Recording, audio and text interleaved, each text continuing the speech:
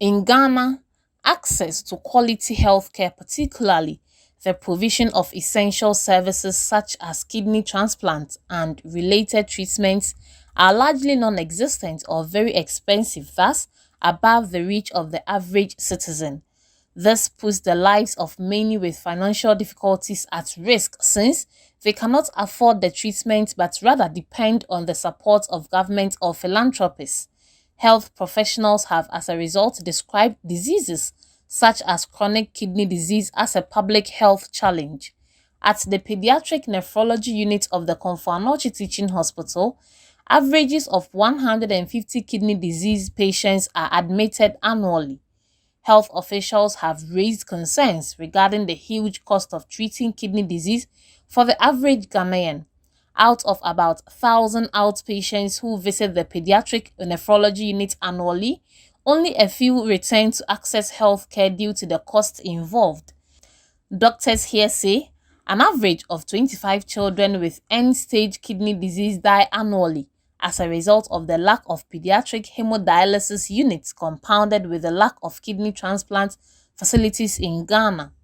Dr. Enima Safo, a pediatric nephrologist at the Komfo Teaching Hospital, says the situation is not only worrying but disturbing because such patients are left to their fate. Since the establishment of the unit, in collecting data from the year 2014, we realized that end-stage renal disease, which requires renal replacement therapy. Renal replacement therapy means dialysis or transplant. We found out that averagely 25 children come into our unit who require dialysis or transplant, but unfortunately, there's no availability of pediatric hemodialysis units in Komfo, and transplant facilities are also not available in the country. So these 25 children, averagely in a year, are counseled to go home and die, or some of them die in the hospital.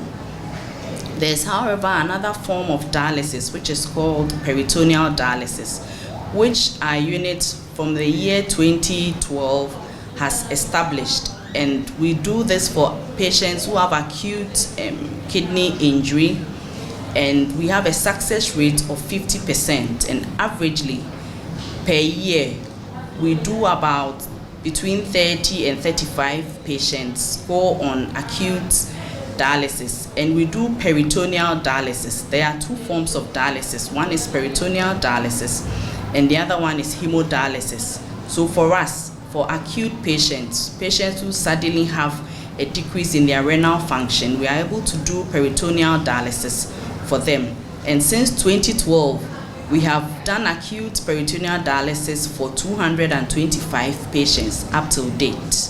According to Dr. Enima Safo, these deaths are avoidable if the government adds the treatment of such diseases to the list on the National Health Insurance Scheme. Our aim as a unit is to be able to help these children, to be able to save their lives through the chronic hemodialysis, which will later lead to transplant.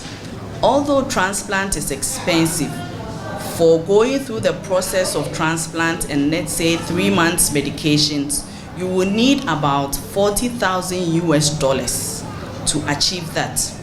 Although it is expensive, we say that it is cheap, because if you put together somebody going through chronic hemodialysis, the fact that probably the parent will have to be with the child throughout and coming to stay in hospital, if you quantify all that, that will be expensive, because definitely the parent will have to stop work and come and sit by the child. It is also our wish, and we plead with government to at least have acute hemodialysis or peritoneal dialysis and chronic dialysis on the National Health Insurance Scheme. Having kidney disease is expensive, and so we plead with government that at least they help and support us by making dialysis, acute and chronic, available on the National Health Insurance, so that the family will be relieved of this burden, and then the meager resources they may have, they would use it to prepare and arrange for possible kidney transplant. These children are among the many whose parents and guardians are unable to take care of the financial obligations associated with its treatment.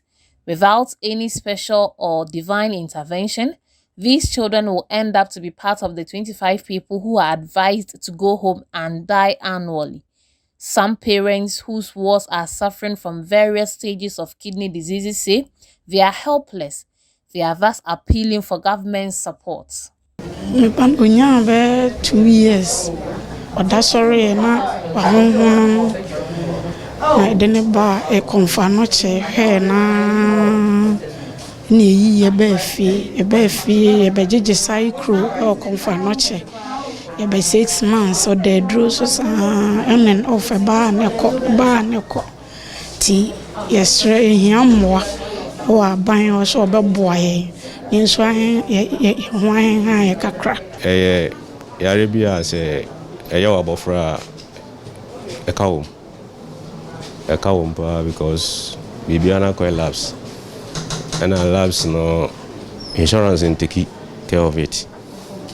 Tina is anytime bia no say ubanes kan you na amana ko problem and no your challenges kasi pa because senka nyamo bi kura nke bi obi support you kakra for labs na I think say we can be boying. Parents and doctors want the government to support the treatment of kidney disease to reduce the number of avoidable deaths in this facility. Reporting from the Konfanoche Teaching Hospital here in Kumasi, I am Fatih Amin Ibrahim for Citi News.